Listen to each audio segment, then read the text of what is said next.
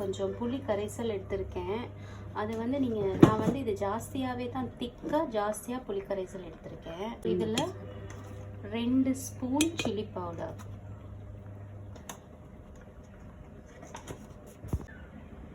Coriander powder நான் ஒரு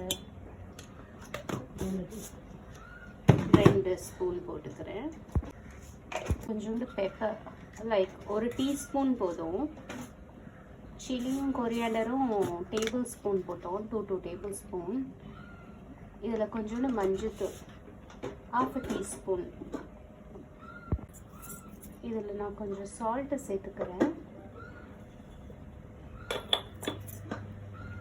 அரைச்ச அந்த ஜார்லேயே நான் வெங்காயம் ஒரு பாதி, தக்காளி சின்னது, 2 பச்சை மிளகாய் போட்டு அரைக்க போகிறேன். நான் இதில் கொஞ்சோண்டு தண்ணி சேர்த்து மறுபடியும் அரைக்கிறேன்.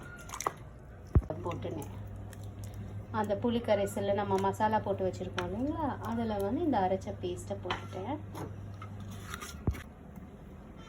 நல்லா கலக்கிக்கணும். நான் வந்து ஸ்பூன் வச்சு பண்ணல, இது வந்து ட்ரெடிஷ்னல் ஃபிஷ் குழம்பு, அதனால நான் கையாலேயே இதை நல்லா நான் மிக்ஸ் பண்ணிக்கிறேன்.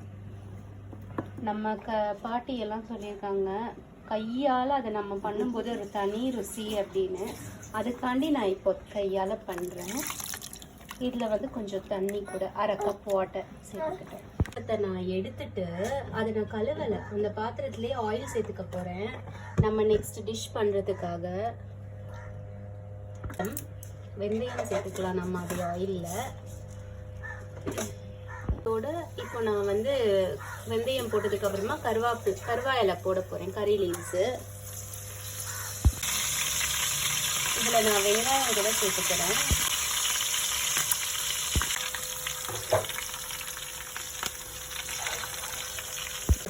இஞ்சி பூண்டு பேஸ்ட் போட்டுக்கிறேன்.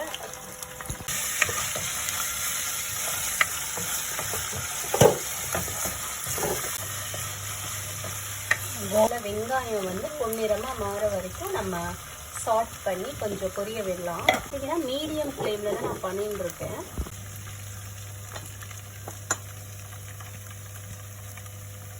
இதில் பார்த்தீங்கன்னா ஃபிஷ் பீசஸை நான் உள்ள போடுறேன்.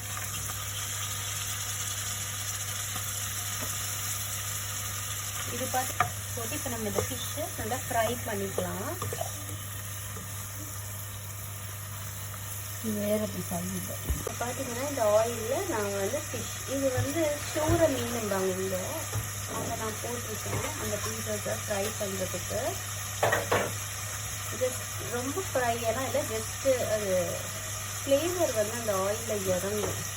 ஸோ அதுக்காக ஆனது பார்த்திங்கன்னா நான் இந்த நம்ம கரைச்சி வச்ச மசாலாவை அதில் போட்டுட்டோம். அவ்வளோ, இந்த உப்பு போடலை, உப்பு போட்டிங்க.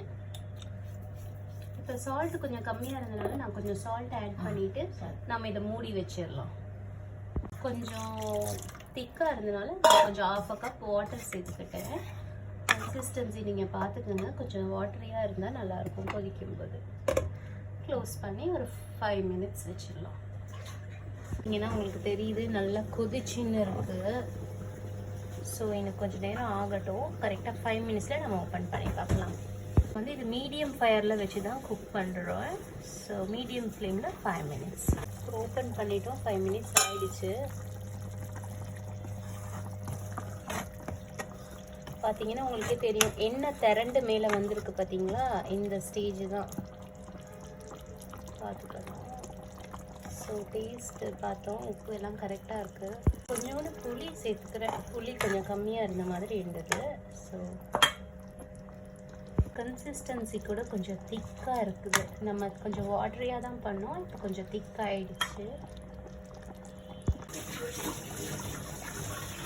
பார்த்தீங்கன்னா இன்னொரு 3 மினிட்ஸ், நான் 5 மினிட்ஸ் கொதிச்சதுக்கப்புறமா இன்னொரு 3 மினிட்ஸ் நான் கொதிக்க வச்சுருக்கேன். ஸோ அது பார்த்திங்கன்னா நல்லா திக்காக இருக்குது. இப்போ இந்த கன்சிஸ்டன்சியில் நம்ம தேங்காய் பால் சேர்த்துக்கலாம்.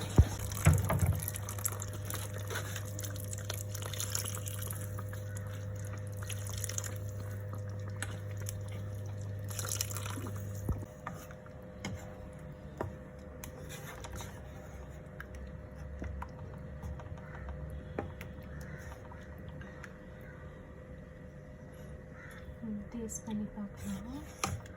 It is so yummy actually. ரொம்ப நல்லா இருக்குது. இந்த ஸ்ரீலங்கன் ஃபுட்டு பார்த்தீங்கன்னா புளி எப்போவுமே முன்னாடி இருக்கும். ரொம்ப நல்லாயிருக்கு. ட்ரை பண்ணி பாருங்கள் ஒரு தடவை. உங்களுக்கே மறுபடியும் செய்யணும்னு தோணும். இப்போ நான் ஃபயரை கொஞ்சம் ஹை பண்ணியிருக்கேன்.